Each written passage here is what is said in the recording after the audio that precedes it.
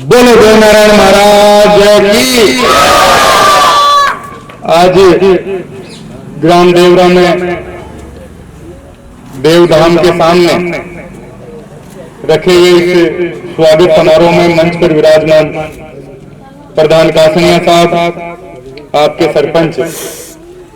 गढ़वाल साहब, हमारे वरिष्ठ नेता और मीठड़ी सरपंच बाजारी साहब, नगरपालिका वाइस चेयरमैन मुकेश जी खींची साहब, पीसीसी सदस्य शौकत जी, पंचायत समिति सदस्य सरवण जी कुड़ी साहब, नीरज जी सरपंच साहब, सांवर जी सरपंच साहब, नंजी उप सरपंच साहब, समस्त पधारे हुए यहाँ देवरा गांव से सभी बड़े बुजुर्ग और युवा साथियों,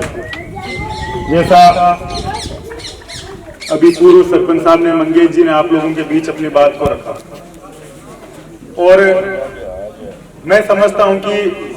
हार जीत, अपयश यश सब कुछ ऊपर वाले के हाथ में। लेकिन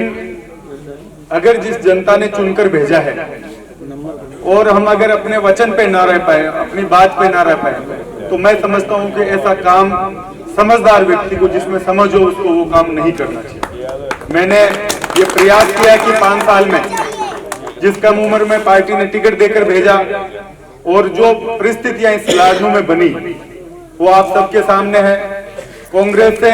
35,000 वोट कांग्रेस पार्टी के, जो परंपरागत वोट था वो मेरे खिलाफ पड़ा, और फिर भी आप लोगों का सब 36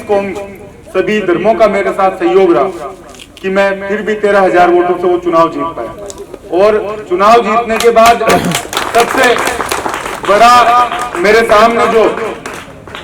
चुनौती थी कि जिस उम्मीद के साथ जिन युवा साथियों ने, बुजुर्गों ने, माताओं बहनों ने एक भरोसा करके एक 50 साल से जो परिपाटी आजादी से इस लाडनू में चली आ रही थी, जो 2 परिवार चुनाव लड़ते थे,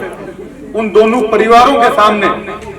एक साधारण फौजी के बेटे को आप लोगों ने चुनकर भेजा। और उन पूरा प्रयास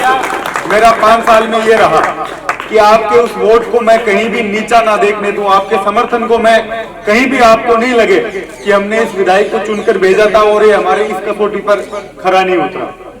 राजनीतिक परिस्थितियां जो 5 साल में रही वो सब आप लोगों के सामने है। जिस माहौल में पहली बार विधायक बनने के बाद जिस तरह की चुनौतियों का सामना हम लोगों को करना पड़ा, लेकिन इस लाडनू में विकास के काम, विकास के जो कार्य थे उनका, आप लोगों के मान सम्मान का पूरा ध्यान मैंने रखा। और ये देवरा जो बॉर्डर का गांव है और जो प्रसिद्ध देवनारायण महाराज का मंदिर, इस सीमा पर जहां जयपुर और जोधपुर की रियासत काल में जहां अलग होती थी सीमाएं, वहां का ये मंदिर है। और सब पे आशीर्वाद देवनारायण महाराज का बना रहे, और आप सब लोग आगे बढ़ो, लाडनू में सब लोग प्रगति करें, ऐसी मैं उम्मीद करता हूं कि देवनारायण महाराज का आशीर्वाद हम सबको मिलेगा। पिछले 5 साल की आप लोगों को बात बताई, राजनीतिक जो परिस्थिति थी वो भी मैंने आप लोगों को बताई, लेकिन ना पीछे किसी बात से हम लोग पीछे हटे, और ना आने वाले समय में जब जो जवान होगी, जिस बात पर हम लोग आप लोगों से वादा करके जाएंगे, उससे ना आगे पीछे हटने का आगे कभी सवाल है। मुझे जब चुनाव लड़ने आया तो उस उम्र में जो टिकट मिली वो आदरणीय सचिन पायलट जी प्रदेश अध्यक्ष थे, उनकी मदद से मुझे वो टिकट मिली। और